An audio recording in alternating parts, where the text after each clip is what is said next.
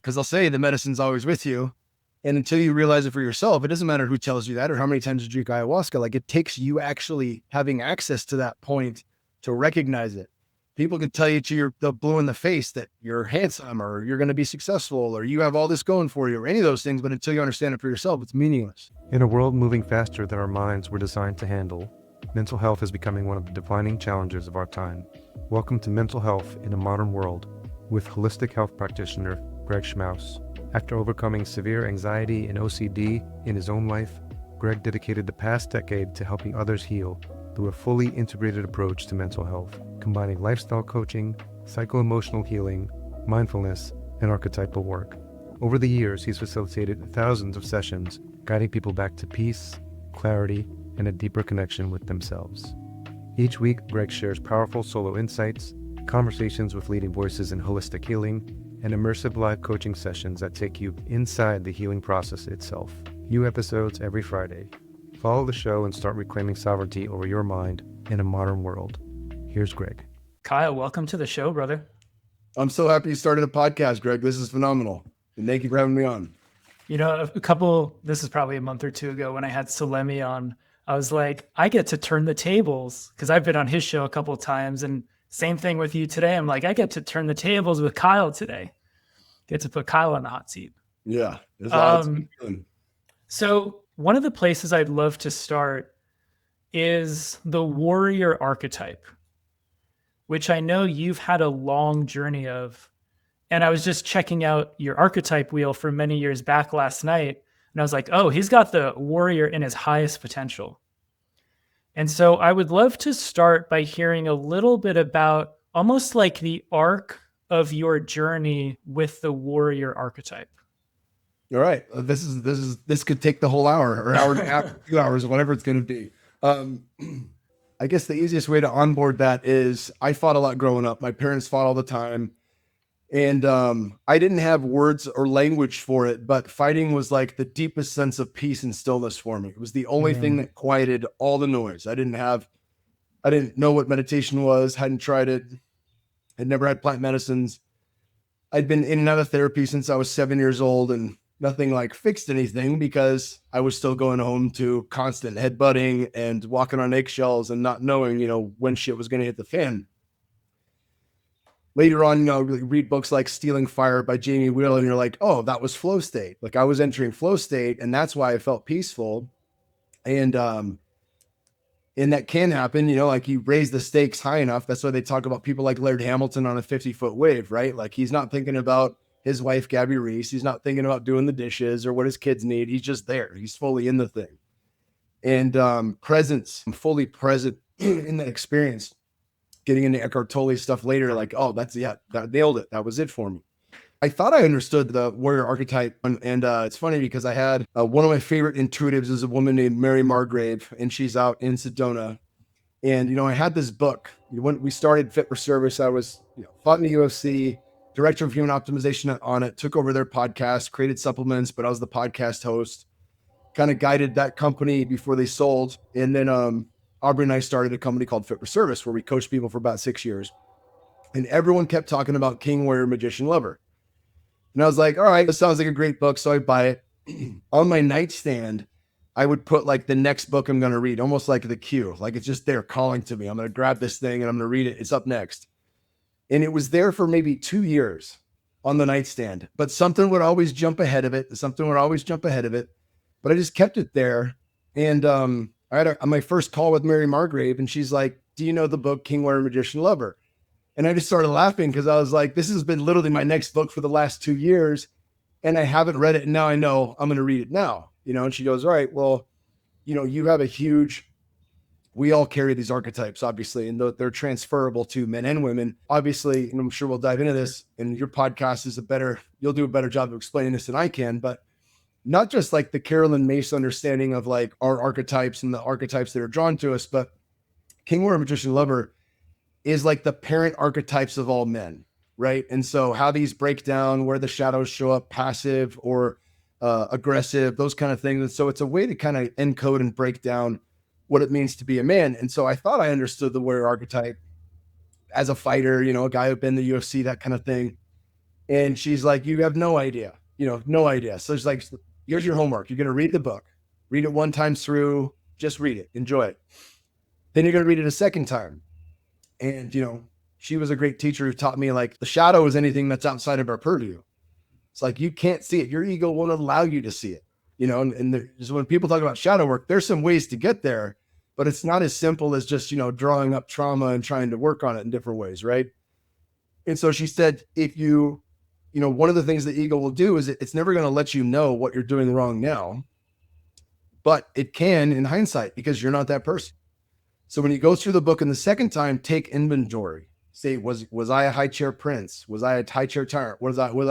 What of these things showed up to me when I was younger? Was I the Don Juan archetype in dating? If any of these things kind of stuck around in previous relationships or in my youth, then you can say, is there a pattern here? And is there potentially something still happening now?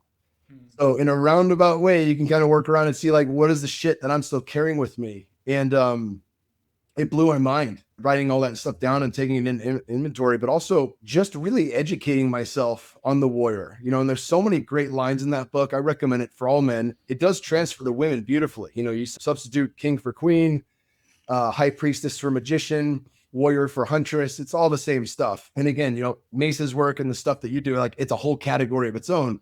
But from an introductory standpoint in archetypes, I think it's a beautiful book. And so many things hit me in the heart, when it comes to the warrior in particular, like the warrior faces the life frontally. He doesn't avoid challenge.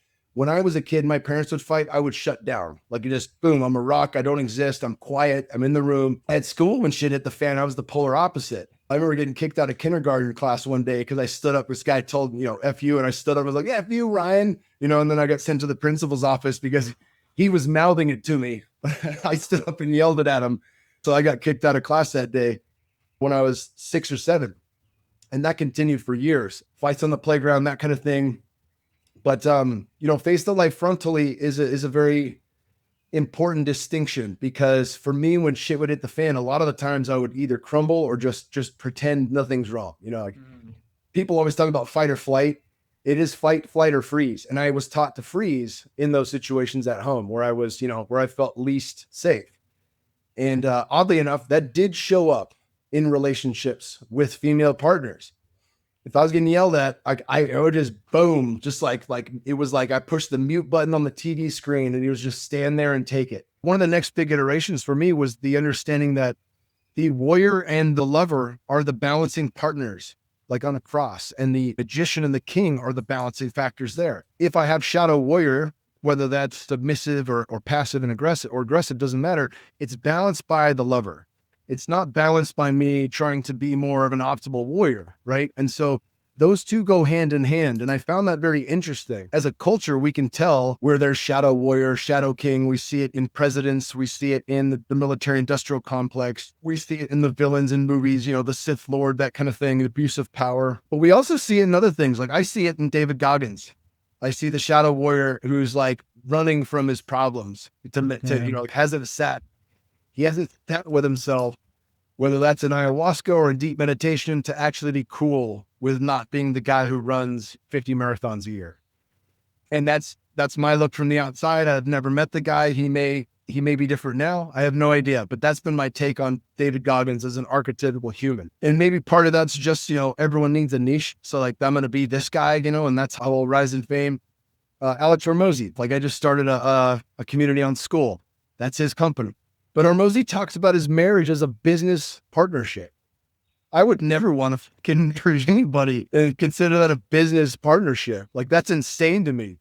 And, would you want kids? It's not that big of a deal. Do you want kids? It's not that big of a deal. So we didn't have kids. I do my work. She does her work. We're working side by side. And we're out there doing that. I'm like, that sounds terrible to me. That's not the formation of family. Think about archetypically for women, there are different, from a lifetime standpoint, they have these beautiful markers set in place from nature, right? At first, we just celebrated my niece's first bleed, her red tent, right? And it was only women at the red tent, but like, it's a big deal. Like I wanted to honor her for that. Like, this is so cool. You are the first young lady in our group. You're no longer a child, right? You're stepping into this different space. when a woman, and only if a woman gives birth, does she enter into the mother archetype, right? And that comes on board full steam. And I would say, that a lot of conversations about this, I have no judgment either way. And I know people who've gone through menopause and are on the other side of it. And I know women who decided to go hormone replacement therapy and not go through it, right? But does that change anything from that firewalk that takes place during menopause to become the crone, to become the wise woman? Does that change that? I don't know, right? We don't know. We don't know what we're doing here. We're just watching and seeing what happens. But all that said, it's a really beautiful thing to see that women have that built in for them. Men don't, right? And so I think, and talking with our good friend Paul Chek, like there can be many things that has to be layered. It's not like when we're 11 years old, someone's going to take us away from our parents for a year, leave us in the jungle and have all these rites of passage to turn us into a man. We don't have that. So it must come in layers. And I feel it is the warrior that says yes to that, but it's the warrior that handles it well. And it's a well-balanced warrior that has an optimal lover, right? Because if you have that balance point, now you know what's worth fighting for. Now you know when's enough and when is it okay to pull back.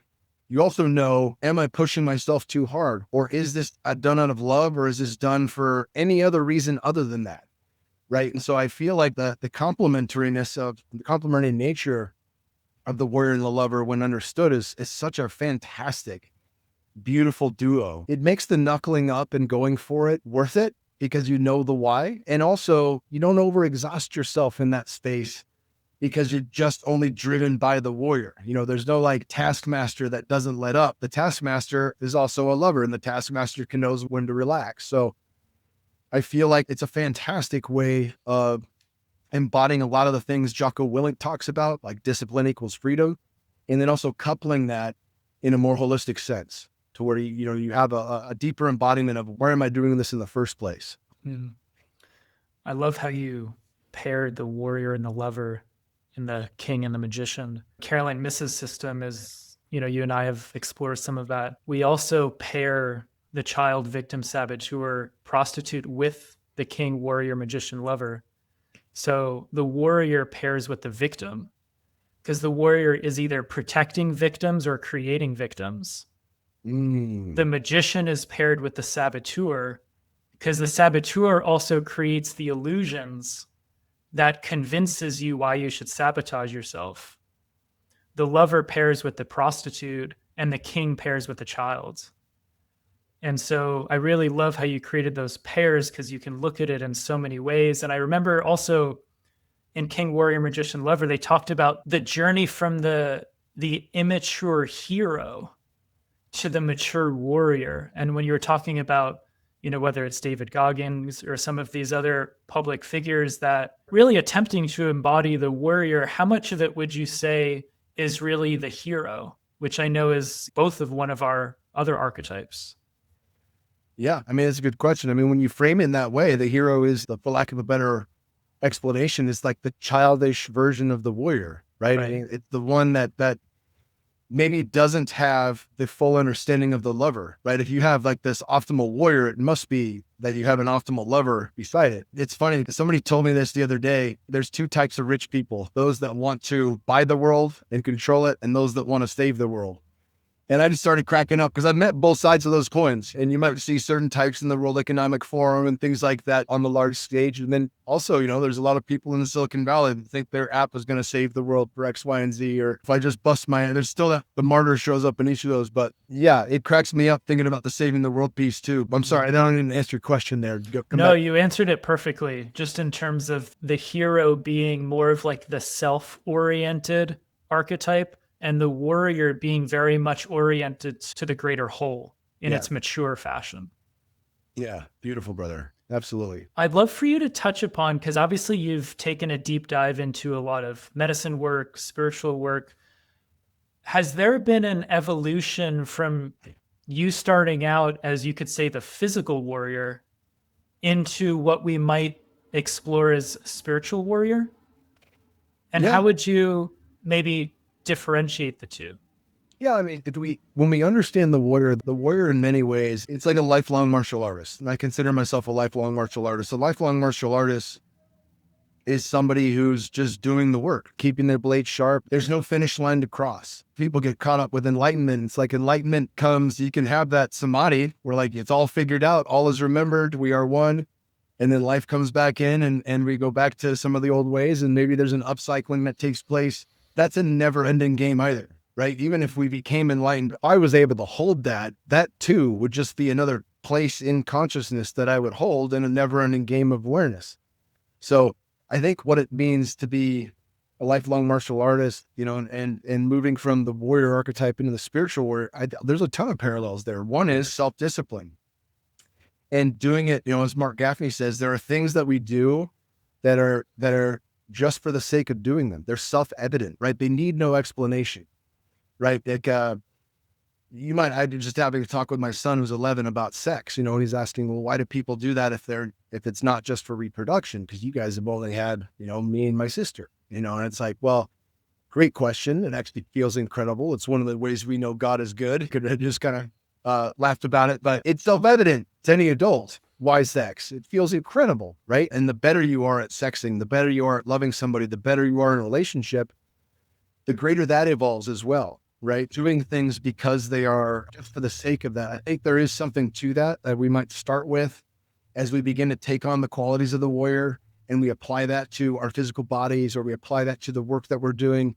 And then we start to look holistically and see a greater picture, a greater sense of awareness unfolds. And we can take those key ingredients of the warrior and transfer them to a practice of meditation, the practice of yoga, switching gears from working out into working in, as Paul teaches. So much of that stuff still applies. And so much of that is still balanced with the why, which must be balanced by the lover, right? If I'm chasing after some type of notoriety, you know, like I got the Aladdin pants on, and, you know, I got my own necklace and some other dope shit. I got altars. It's funny because this room's just decked out with altars and stuff. So I'm looking at all my spirit animals up there. You know, I got art paintings in here. And so I like to poke fun at it all. But is that for everyone else, or is that for me? Right? Is that so people think of me differently? Do I want to be thought of differently? That's a core question there. And when we're in our authentic spiritual warrior, it's self-evident. Like, none of this shit's for anybody but me. You know, I might show my wife and kids like, oh, this is my painting for the year. Here's what I mean. What do you think? And there's joy in that, but it's okay if I was an artist and I was selling it or posting it, that's okay too. But the real understanding that this is my work, it's for me to do, that warrior archetype fits in there perfectly. And so I think from a plant medicine standpoint, it happened while I was in the UFC. I had a boxing coach who was mixed Aztec and Mexican. He would take us out to the Native American reservation for sweat lodges, and all of us would go. Guys that you recognize from the UFC that were world champions at the time, fought for world titles, John Fitch, King Velasquez, guys like that. We'd all go out and we'd sweat together. And after a couple of years, I started listening to different things and finding out about psilocybin mushrooms and ayahuasca. And I was like, hey man, when are we going to use La Medicina? And he just started cracking up. He's like, I've been waiting for you to ask, you know? And so we started working with psilocybin mushrooms, and that was just a whole different ball game, because now, you know, this was a guy teaching me about respect and reverence, how to set intentions, how to pray, the fact that all things are consciousness, like whatever is animating me is in everything. It's in the plants. It's all alive. It's all awareness. And there's no separation in that. And, you know, reading it is one thing, but having a teacher distill this to me while I'm cracked wide open in the sweat is a different way to receive that information. And then finally getting to open the third eye and experience that for myself. I mean, I had the best hand holding ever. I didn't track that initially. I thought like, oh, this is for everyone. Why do people keep saying it's not for everyone? Fuck that guy. It is for everyone. This will change the world. And I realized that I had a great teacher guide me through the first probably decade of my work doing that. And just a phenomenal, phenomenal guy. Huitzi, you know, he passed away maybe 5 years ago, but just an awesome guy who like really broke that into us. And we started working with ayahuasca as well on the reservation. And then I started traveling to see, you know, the different places, like how do they do it in Colombia? How do they do it in Peru and different spots? And working with different medicines and things of that nature. And there was a point, a very valuable point in my life where I was working with those medicines where I would have a journal and I'd write down any big question I had that I didn't think I had the answer to. I'd write it down and save it for ayahuasca. I would save this for the big psilocybin journey. It was maybe my third ayahuasca journey that was telling me to practice meditation and yoga. We went once a month to the reservation for just day ceremonies. And three ceremonies in a row, I don't get new downloads. I don't have fantastic visions. I keep getting do yoga and meditate. And finally, at the end of the third one, it hits. I'm like, why do you keep telling me the same yet? Like, I hear you. And the answer was, you haven't started it yet. And I was like, oh, man. God, that's so true. All right. And so I took like almost a year off of any medicine, started practicing yoga, started practicing meditation. Again, like one thing I love in the Matrix is when the Oracle says whatever she told you, like what Morpheus tells them. It's like what the Oracle said is for you and you alone. It's not for anyone else to hear.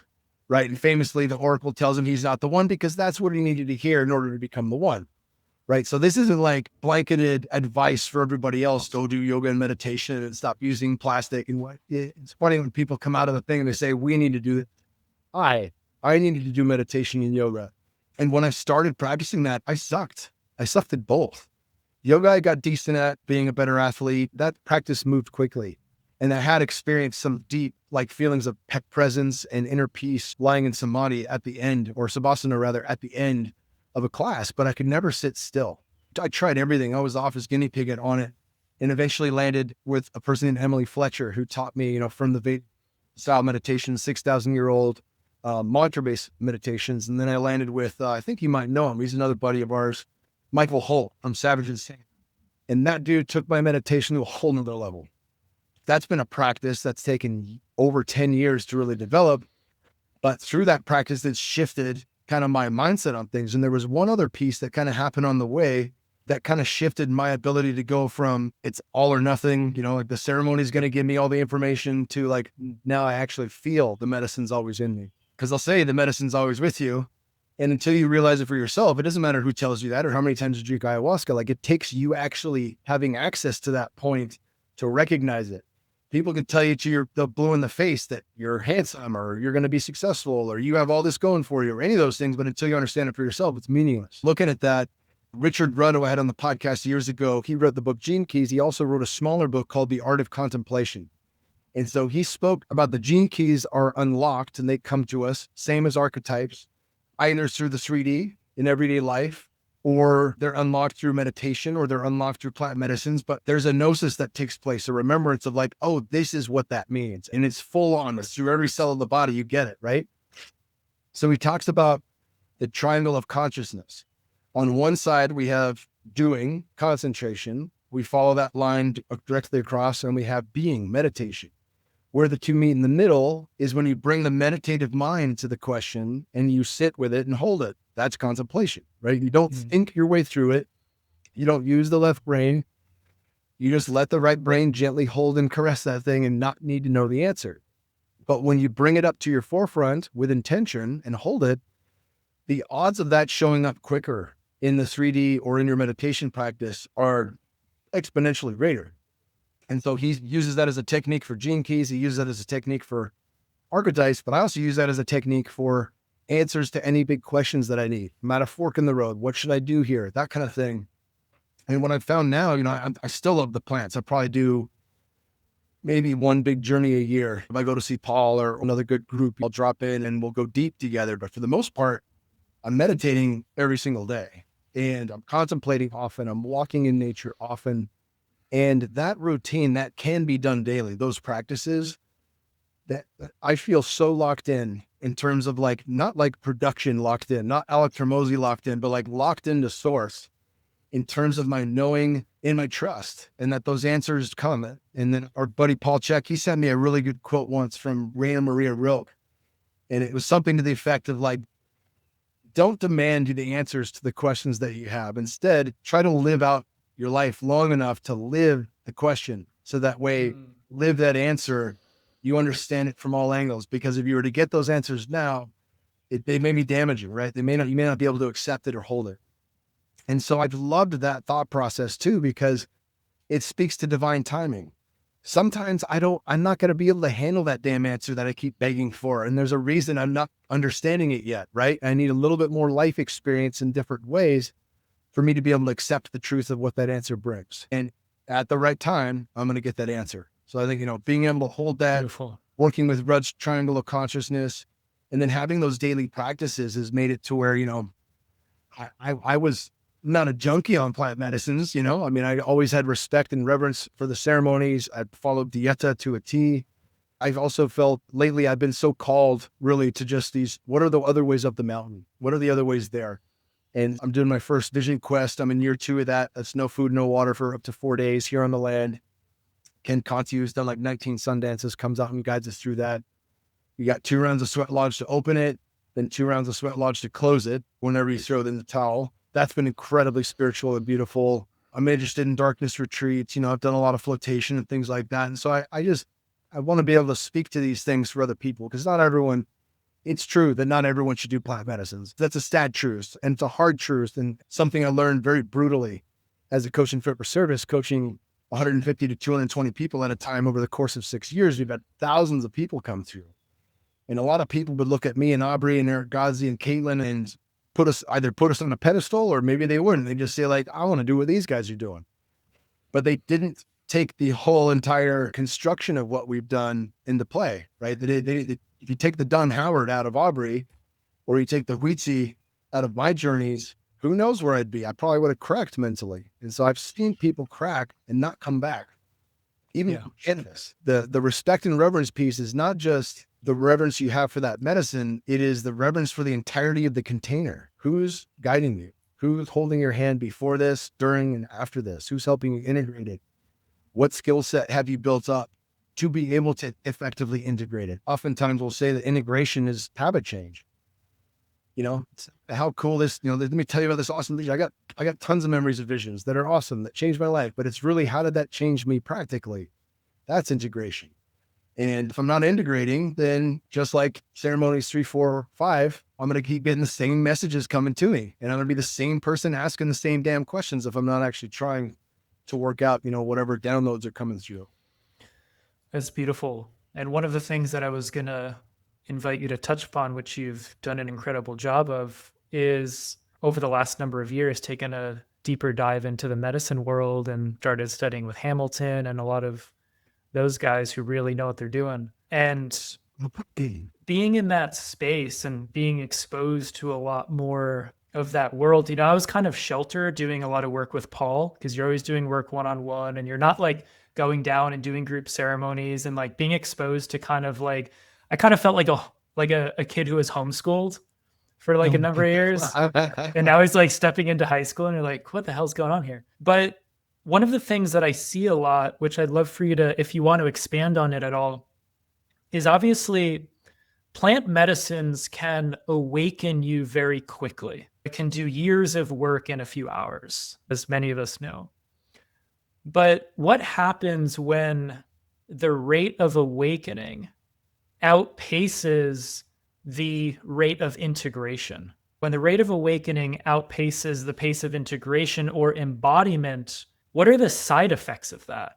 Great question. Well, I will tell you from my own personal experience and what I've seen and gathered, the potential downside is you lose your mind, right? That's probably the biggest one. And that's the worst one by far. There's nothing as bad as that.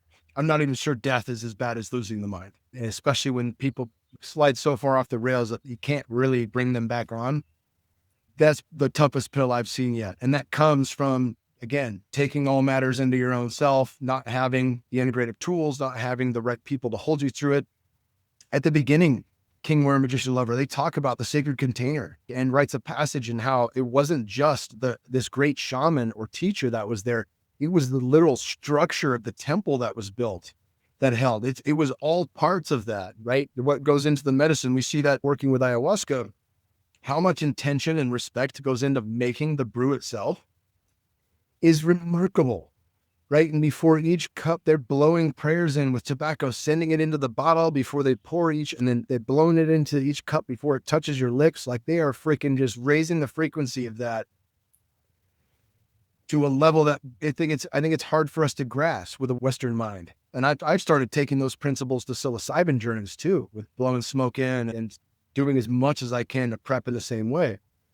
But the knowledge base there is vast. You dieta with a certain plant, a certain tree, something like that. Like you then become partnered with that for the rest of your life. And you learn that song so you can bring it in and call on that into a medicine circle. There's a far different thing happening when you do ayahuasca with a Shipibo shaman or somebody super experienced like Hamilton, and they're singing to you. guiding that, feeling everybody at the same time instantly and guiding the song to bring in these different elements to make sure that your ride is as beautiful as possible, but also as safe and productive as possible. Right. And they can steer you. I've had the timing of shit like that is insane. I once had 3 nights of ayahuasca in Las Vegas. My wife and I were living there. We were only there for 4 months, but I remember Dan Hardy, who was a fighter in the UFC. He was a British guy, fought at 170, big mohawk. He would go crazy when Bruce Buffer would say his name. He'd be like, yeah, he was awesome, dude, covered in tattoos. He sat with me for my very first journey with ayahuasca. He and his partner at the time. And so I hit him up. I said, hey, man, I'm going to Vegas. If you know anybody here that's doing medicine circles, I've just lost mine in California. I'd love to be able to have something local. He said, absolutely. He told me about a woman who flies in people shaman from the Amazon. And even though it's in a house, like, it's all well done. And I was like, okay, cool. And so this guy, Lenar, came in. He was from Pucallpa, Peru. Youngest shaman I've ever worked with. By far, one of the greatest, most powerful dudes I've ever sat with. I think he was 25, but he had been working with the medicine. He started with tobacco at 5 years old. And like, it skipped a generation, but his grandmother taught him everything. And the grandmother's grandmother had taught her everything. And that's how they had done it in their family. Like, it was literally in his DNA to sit with this stuff. And he had started since he was a little kid, working with tobacco and then working with ayahuasca at 7. So the guy had 2 decades of experience by the time I'm seeing him at 25. And like, that experience blew me away because it was so resonant, so visual, but also he had so much command of the arena, the space through his voice and through song. He said, bring every instrument you can. And so he had only seen a drawing, not a picture, but a drawing of a harmonica. And somebody brought a harmonica, and this dude was better than Billy Joel. It was mind blowing. Everything was on the highest frequency. He played everything the best I've ever heard. That really spoke to the power of a person who's done that work. But also, when they're that tapped in, like, look, you could have handed in anything, and the beauty would have come from it. In addition to the Icaros, compare that to somebody playing an iPod. Well, there's something lost already. You talk to anybody in music, you have audio loss when it goes to MP3. You have loss when it's played through a speaker. You have loss when it's played through Bluetooth. You have all these different things that are kind of taking it and punching it in a way that's not like live music. Those people the peoples who have held those practices for thousands of years, they've really mapped the missing piece of that technology, which is in large part where that gets missed when you start talking about psilocybin studies at Johns Hopkins. They didn't have that piece to the equation, right? And it's not about ritual or about fantasizing about indigenous life or any of that shit. It's just about, like, when you experience it for yourself, there's a marked difference. And it comes with genuine wisdom and embodiment of all the lessons that we would hope to gain from things like that. The people that hold that, they can transmit it through the song. They could transmit it through their vibration. And similar to, like, let's say, like, if you sat in front of Ramdas before he passed away, or Yogananda or Sri Yugaswar, any of these guys, that your presence could be shifted just from being in the same field as these guys, right? So take someone like that and now give them song, give them a potent medicine, one of the most potent on earth, to open up every chakra and allow that to pour in. And you have the greatest potential on earth for shift to take place and positive shift. Now, getting back to the question on where it can go wrong, if you're not paying attention, if you're not listening to the information that's coming in, I think at best, you're going to stay in place, right? You're going to be like stagnant water that's not moving. It's no longer flowing. And that breeds problems, right? And I also see in people like that's where there can be a surge because they're not continuing to do the work. They're asking for more homework, but they're just not doing the homework. And when that happens, there's some part of their psyche that recognizes that they're not doing the work. That while they're saying, yes, give me more, they're not willing to do the work and they're not putting one foot in front of the other and actually marching towards their destination. It doesn't have to be long. Atomic Habits is one of my favorite books. I interviewed James Clear right after he wrote it. There's a lot of great examples that come from football, playing football, that remind me of that. He's talking about 1% better every day, right? And so in football, they say inch by inch, life's a cinch, yard by yard, life is hard, right? So when it comes to putting these things and embodying them, it's just about marching tiny steps in that direction. But when people don't do that, I think a fracture can take place. And maybe we call it something else. Maybe it's not a fracture, but the part of them knows that they're not really doing it, that they're faking it.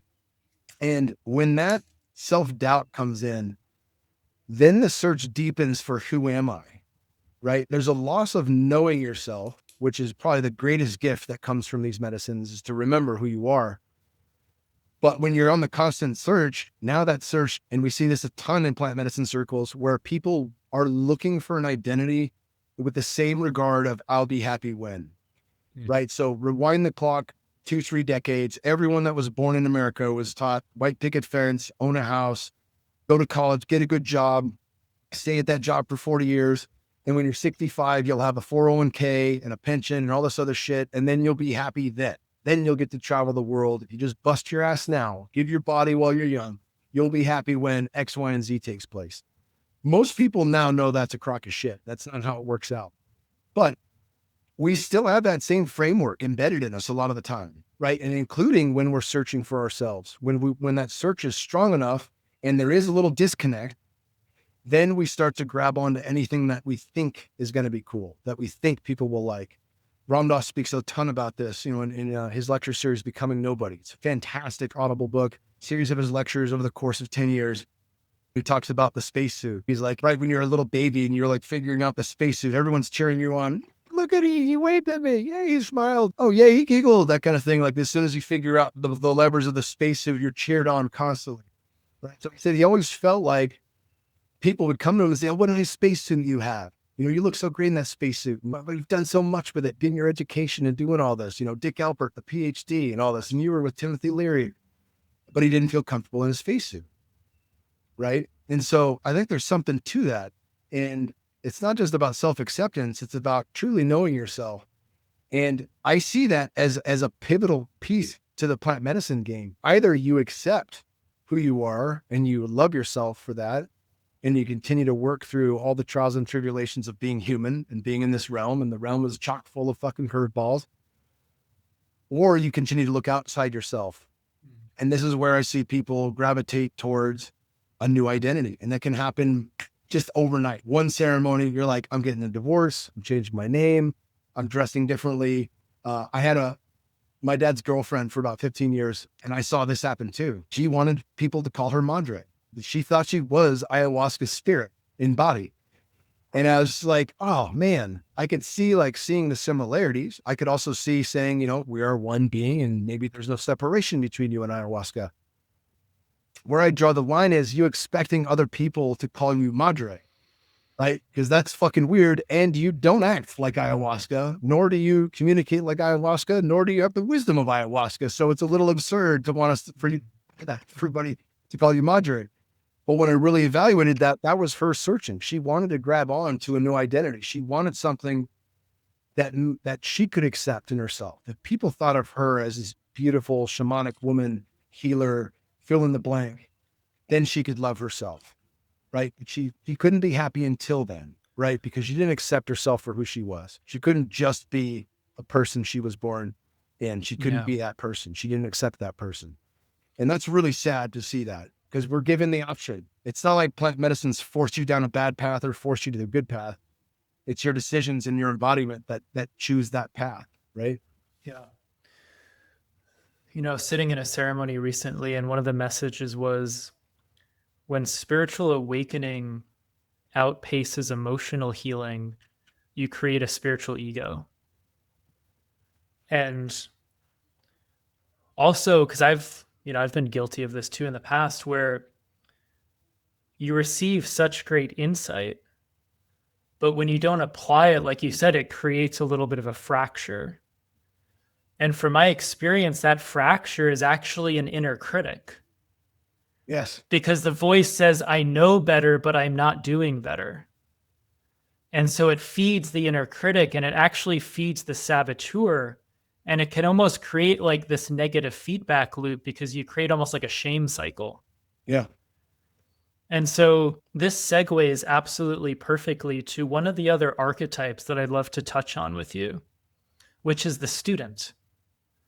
And the student archetype, I remember you have in your house of work and health, which is just so perfect given the work that you do and the podcast that you have. It's like, oh, my work is to learn. It's incredible. But what I'd love to explore a little bit is something very similar to what we were just talking about with medicine, which is the pace that information is moving at nowadays.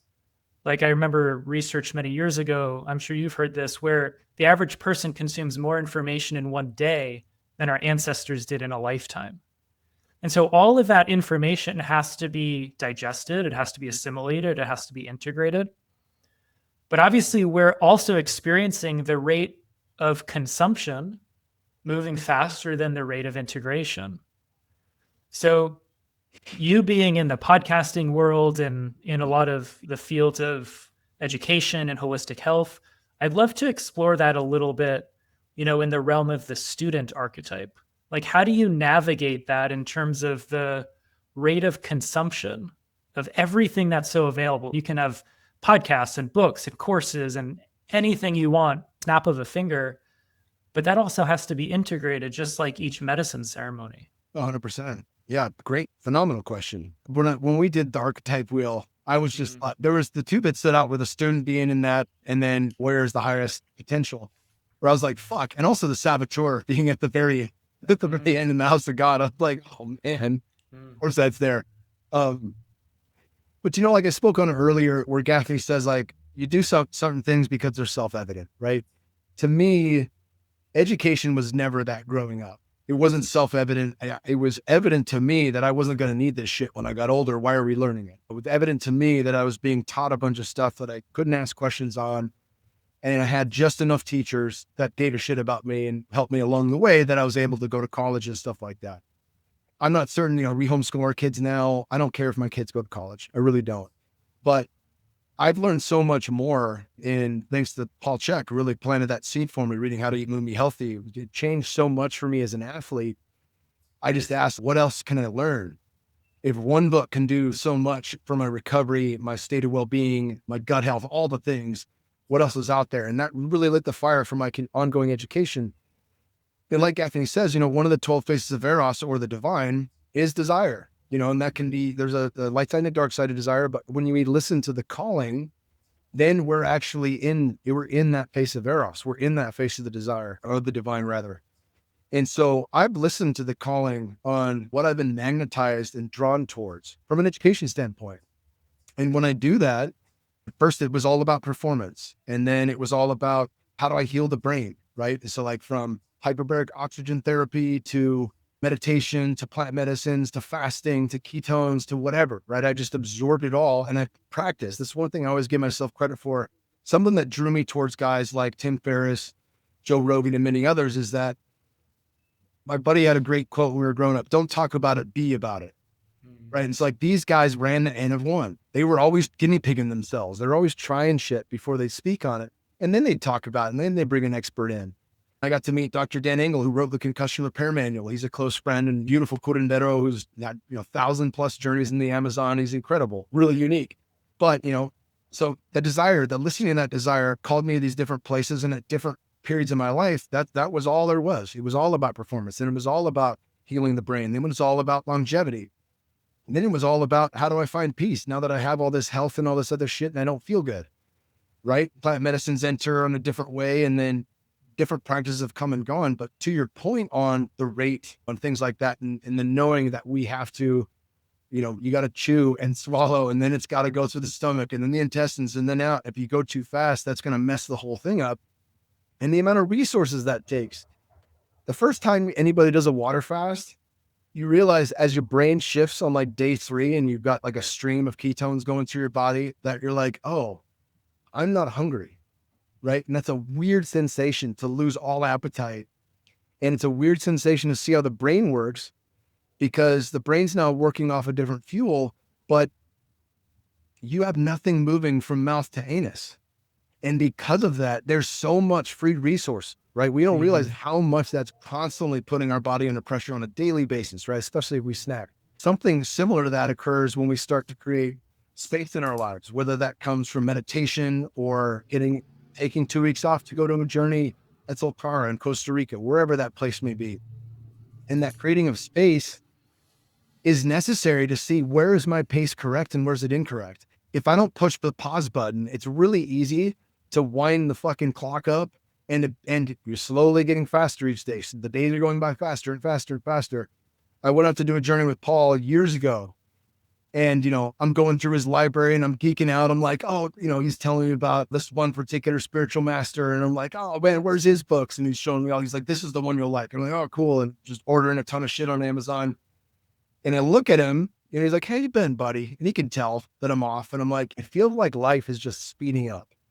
Like I'm on the hamster wheel and somebody just electronically turned it a little quicker than I want. I can't get off, but it's like I'm running faster than I've ever run before, but it just feels like it's moving quick. And he goes, "You read Essentialism by Greg McKeown?" And I was like, "Never heard of it." He goes, "Make that your number one book right now." He goes, "Make that your first book. Put it in front of all the spiritual teachings." They're like, "Are you sure that this shit, I really want to read this stuff.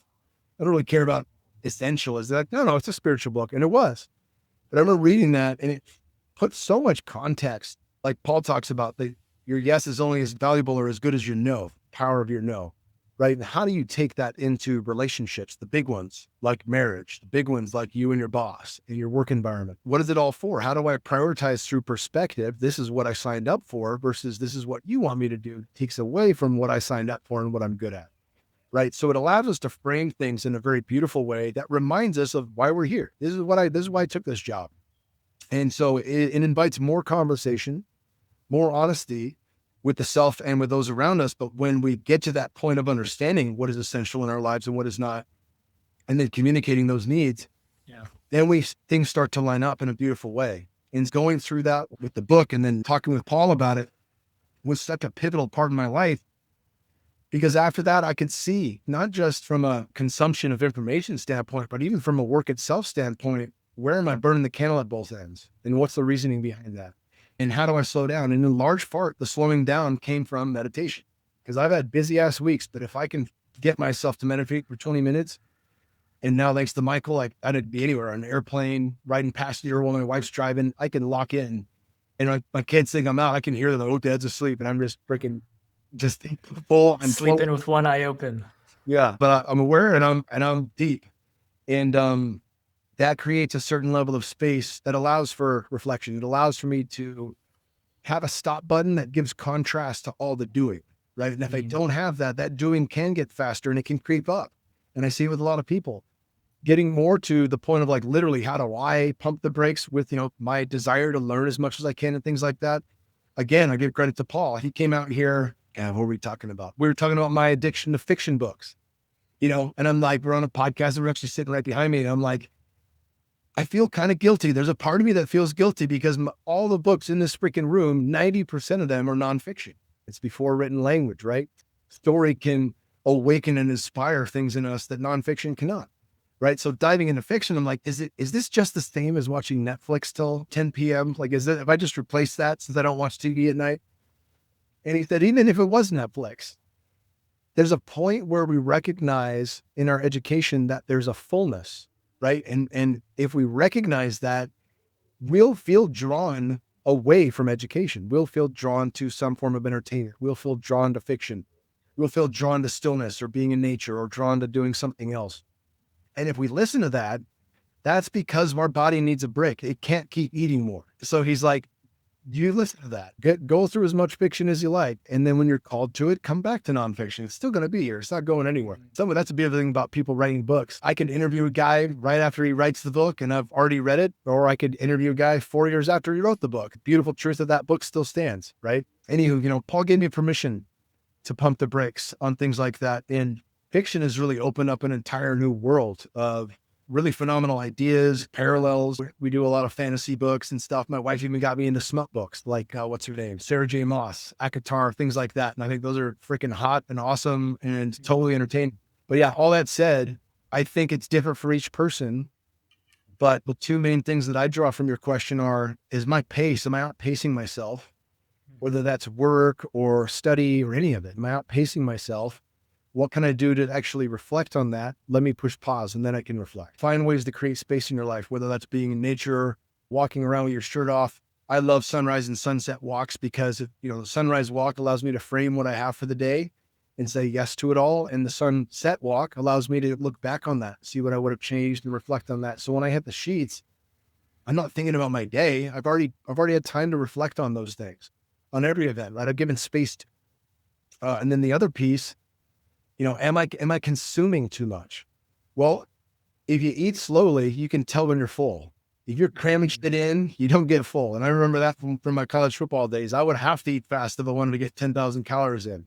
Being 44 now and not wanting to eat 10,000 calories, nor not having the ability to process that, I got to slow down. But when I slow down, this is only the last few years where I'd start to eat something and I could actually not finish my plate and be okay with not finishing my plate. So that's a different kind of feel coming from somebody who's always trying to gain weight growing up. But I think it's super important to have those skill sets now, considering the freaking metric on Instagram. What percentage of your videos went past, or of your viewers made it past 3 seconds?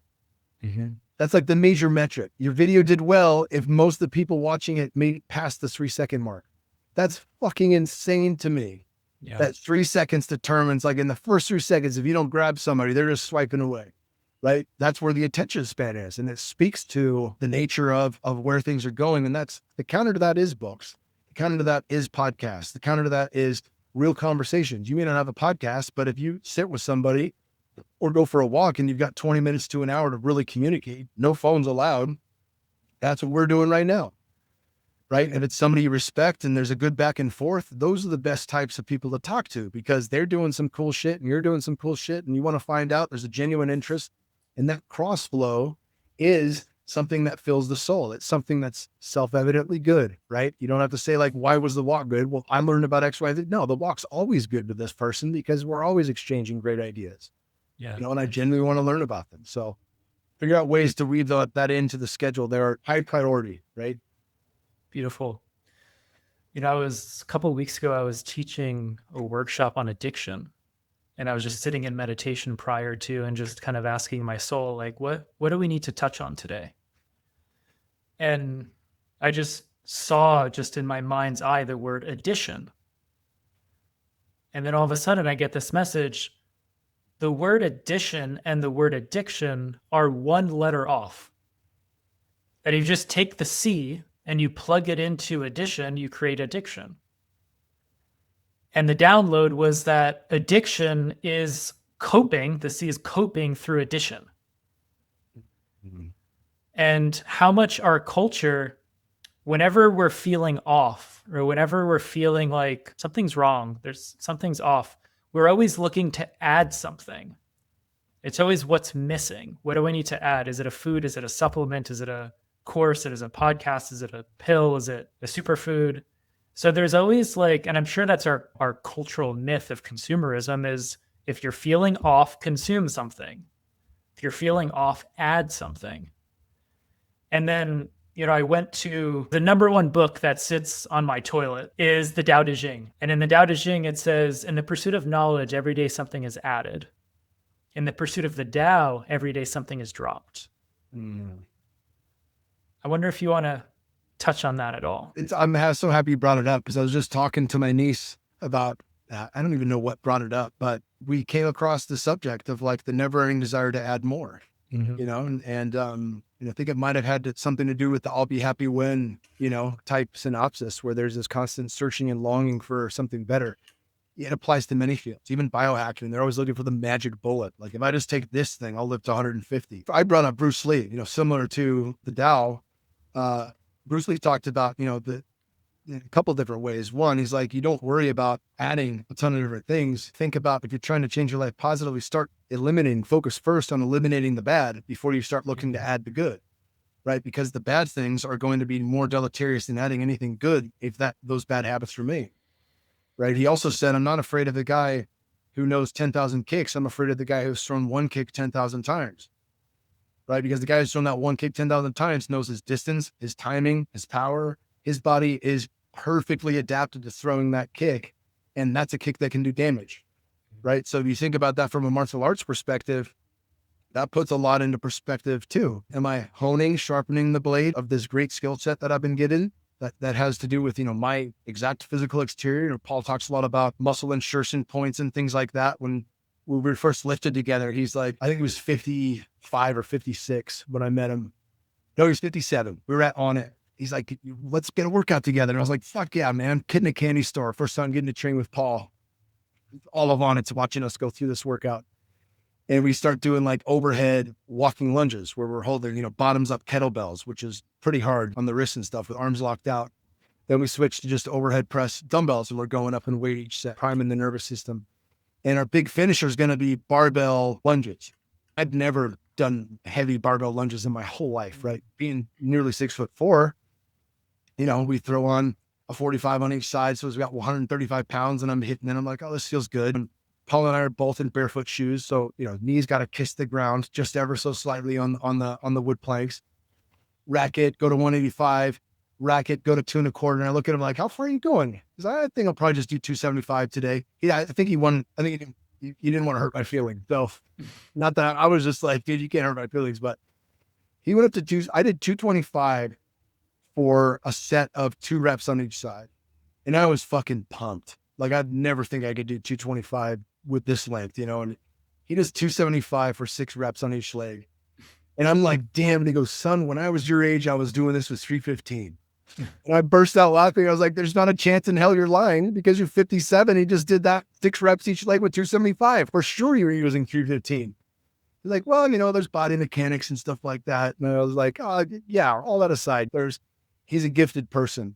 And we each have our own unique gifts to express, right? And so like if we work with those gifts, we can make that one kick the 10,000 times sharp where it's been perfected and we understand our mechanics and the way that works within us. And there's mastery that comes from that. So I think that framing that you give us, I think is really important from the Tao. And of course, really, this too as a health coach, getting shit out of the pantry, as Paul says, stop bullshitting yourself, like literally, like remove the stuff that is bad for you. Stop bullshitting yourself, remove all the things that are bad, all the things that are questionable, and just bring in the good, then you can make additions. But first things first is eliminate the bad. Yeah. Beautiful. One of the things or a couple of things that sounds like you've been up to recently is number 1, building community. And number 2, living on the farm. And this show is mental health in a modern world. And those are the 2 big things that are missing in the modern world is number 1, real community. And number 2, connection to nature. And so I'd love for you to touch on, from your perspective, why community and why a deep connection to nature is so essential for mental health. I'll give my opinion on the 2. One of the things we come to understand, it's funny, like there's a large group of people that see how fucked up the world is and they want to be sovereign. They want to exit the system. And people who really get it understand the interconnectivity of all of us, right? And that you can't live on an island. We're not designed to live in that way, right? We are, number 1, we are all interconnected. Number 2, we're inseparable from the totality, right? So because that's a known impossibility, what are the ways in which we can work together from an interconnected standpoint to build a more beautiful world? And I'm seeing that shift take place even within, the sovereign communities. But there's always a genuine desire to be seen and to see others. That's I see you, right? An avatar. Such a beautiful one-liner, right? Where I could name all the shit I don't like about the director, but that line gets it. When you say, I see you, right? If you really mean that and you do see somebody, there is a certain amount of witnessing of other where you recognize it. Namaste, the God in me, the divine in me, recognize the divine in you. What a beautiful way to fucking greet people, especially if you mean it, especially if you actually do see that in them. And so I think community's always been a part of the game. I think through individualism and the manifest destiny and conquer the world, that kind of the ideology, that there has been gifts given to us through being able to push and self-improvement and all that. But it has come at the cost of how we work tribally and how we understood each other and how we really held those things. The hardest part of my life was when football ended. I was the most depressed, and it happens to a lot of, college level players and pro players. Same thing happens in the military. And when I really asked myself, what am I missing? I knew I couldn't play football again. Well, I'm still an athlete. That's there. I didn't realize it was an archetype, but also I missed the camaraderie of having a team. Lifting weights with the team at ASU was the peak experience. Lifting weights at 24-hour fitness by myself was like beating off. I mean, it kind of worked, but I knew it wasn't the real thing.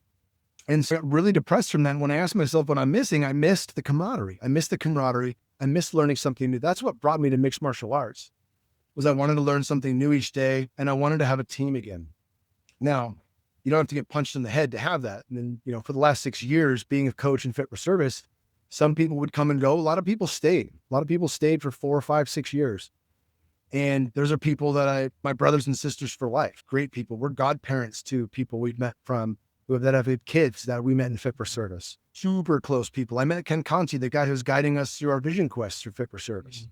Fit for Service ended, but that wasn't under my management. I was a coach in there. And so building a digital community now that's also going to have face-to-face events and things like that here at the farm, it's something that it provides something for me that I didn't know that I needed. Like only in its absence am I like, oh shit, like I don't get this from the podcast. It's great, the one-on-one, right? Especially we get to have a conversation.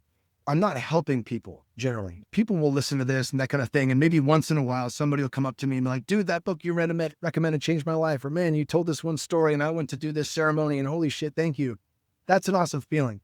But getting a direct line to go back and forth with people and meet them where they're at and bring people together and do awesome things like a sweat lodge or an ecstatic dance that really crack our hearts open and allow us to sing and feel and be who we truly are and witness them then the ICU, right? Like there's a magic sauce to that doesn't happen anywhere else. It really doesn't. 2020 was our third year of Fit for Service, I think, or second year of Fit for Service.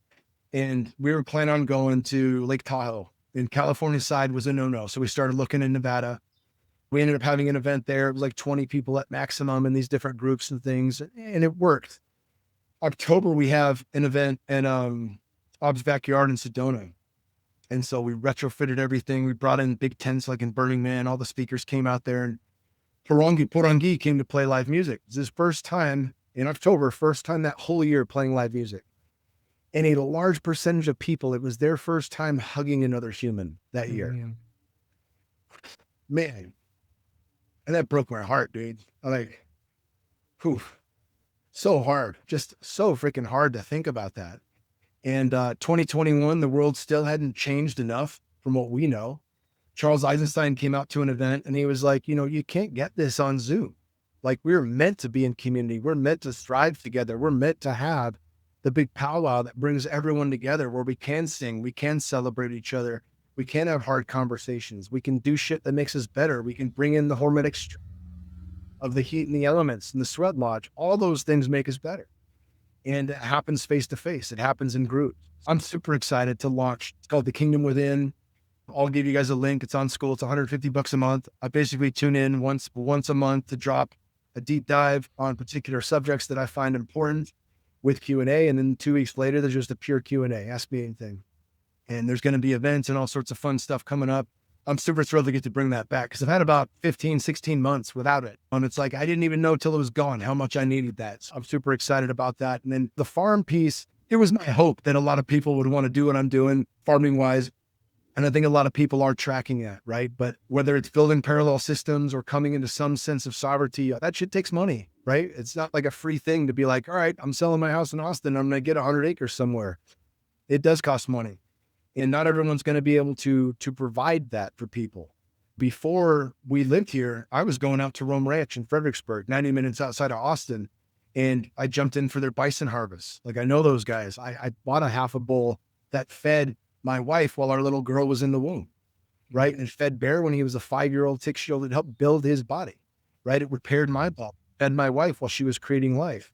Those are relationships too that bring a certain story and a level of connection that's been missing. We don't know. We don't have a story when we go to the store and buy hamburger, right? We don't know how many cows is it that's in this piece of hamburger. It might be 4.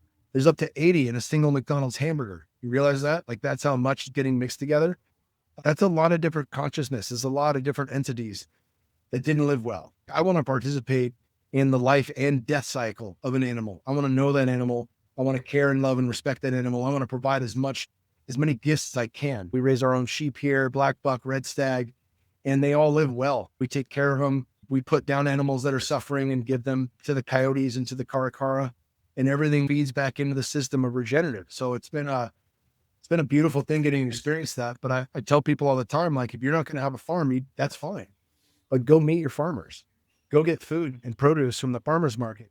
Know where this is coming from. Learn the story. Go check it out then too. Like we have one of the best raw milks I've ever had in my life is on delivery here. So every 2 weeks, we'd pick up like 4 or 5 gallons.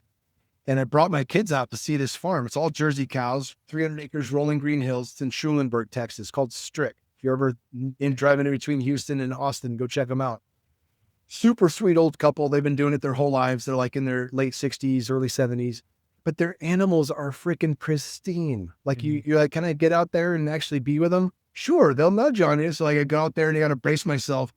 And these giant Jersey cows are rubbing their head up against my ass, like trying to scratch the top of their heads on my body. Like they're the happiest, friendliest animals, you know, and you go see the little baby calves. Like these are animals that are living in joy.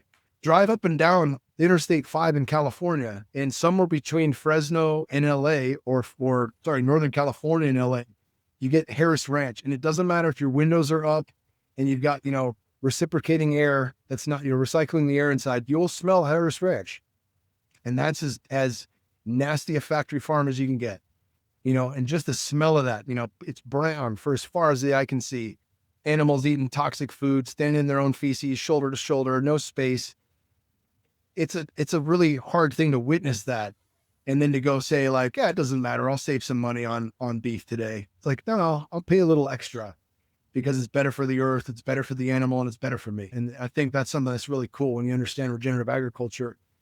It's a system that feeds back into itself, right? It's constantly recirculating. And as that happens, the microbiome of the soil gets bigger and stronger. The grass becomes better and healthier. The animals eating that become bigger and stronger and healthier. And then you consume those animals. Now you become bigger, stronger, and happier and healthier. And so that whole thing just continues to feed back into itself. And that's what I want to support. I think it's a big deal to support that, whether you have a direct hand in it or not. Learn about it. And there's some good documentaries. Food Inc., Kiss the Ground, Common Ground. Those are all really good documentaries that speak to that in a very beautiful way. Sacred Cow, awesome one. So anyway, that's my rant on a farm. Beautiful. Is all, you know. I think lastly on the nature piece is that the first time a tree talked to me when I was on ayahuasca, I was fucking floored. I was like, I'm walking back from an outhouse and I have two really tiny Mexican women carrying me back, you know, and they're like, couldn't be 5 feet even, high 4 feet. And so we're walking and this woman comes by and she only speaks Spanish and she sees me and she goes, she says it in Spanish and she says, the Hulk. And she's pointing at me and to her, I look like the Incredible Hulk. And I just burst out laughing. But then I get this whisper in my ear, feed me. It was a little, just a whisper.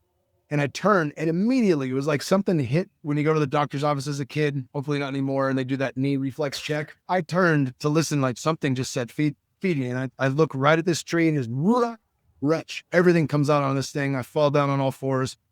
My body's shaking. I'm sweating into it, spitting into it. And I asked, did you just say feed me? And the answer was yes. And then whoop, all the rest comes up. And I remember telling our guide that, and he was like, you know, you can't pour ayahuasca on a tree. It does nothing.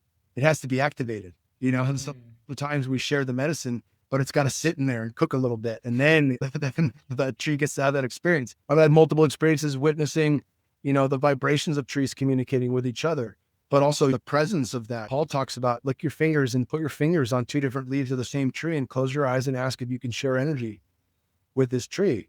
First time I did that, I was blown away because he's like, look, yes or no is all you're going to get. The yes is an expansive, opening feeling. The no is a contracted, backing away feeling.